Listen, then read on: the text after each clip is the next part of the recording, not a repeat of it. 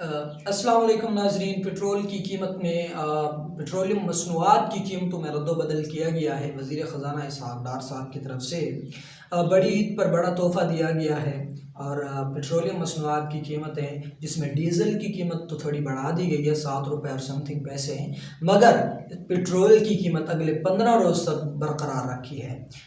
कोशिश यही होगी कि आवाम को ज़्यादा से ज़्यादा रिलीफ़ दिया जाए, चूँकि हालात अभी भी साज़गार नहीं हैं।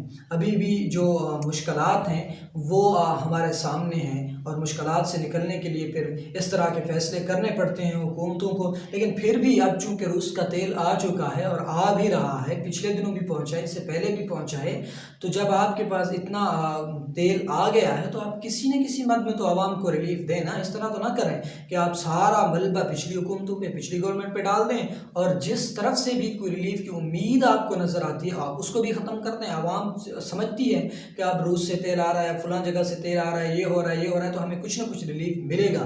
तो आप उस रिलीफ़ की उम्मीद को भी तोड़ते हैं, तो ऐसा हरगिज़ ना करें।